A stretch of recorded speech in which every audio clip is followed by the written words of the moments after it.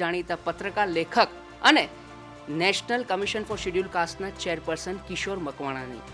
મકવાણા સાહેબ, ખૂબ ખૂબ સ્વાગત છે આપનું વાતોની વિન્ડો કાર્યક્રમમાં. આભાર અને નમસ્કાર. બાળપણ કેવું હતું આપનું? જે શિક્ષણ આપનું થયું ત્યાં એ કેવું હતું?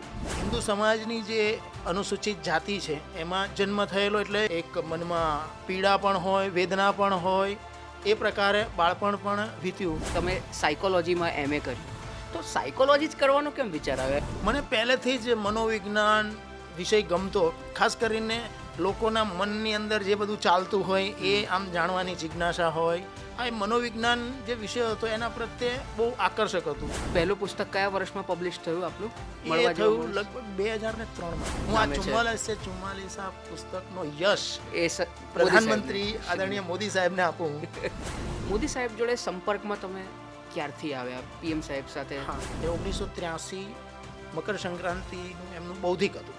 અને સમાજ સમરસ બને, સમત્વમય બને, બંધુત્વમય બને, આ મેસેજ એમણે એ વખતે આપ્યો. ત્યારથી મારા દિમાગમાં ફીટ બેસી ગઈ. મારી પહેલી મુલાકાત બાબા સાહેબ સાથેનો જે આપનો જે અભ્યાસ છે બાબા સાહેબ વિશે, પછી એમના ઉપર પુસ્તકો લખવાની પ્રેરણા કેવી? એ જે મહાપુરુષ છે, એ મહાપુરુષનું જે વ્યક્તિત્વ છે, એમનું દર્શન છે, એમના કાર્યો છે, એ અદ્વિતીય છે. બિલકુલ બાબા સાહેબનું આખું એક એનો વિશદ અભ્યાસ શરૂ કર્યો અને લોકો પાસે લઈ જવા માટેનો વિચાર કર્યો.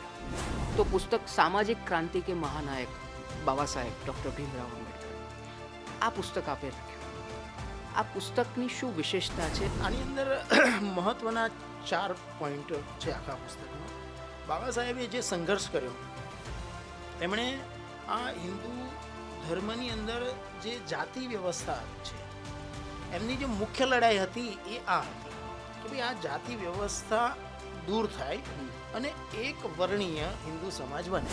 આટલા સમય દરમિયાનમાં કેવા કેવા ચેલેન્જીસ કે આ જે સમસ્યા છે અનુસૂચિત જાતિની, એટલે મનમાં અમારે માટે પ્રશ્ન એ છે કે આટલા હજારો લોકોને અમે ન્યાય અપાવી શકીશું કે કેમ?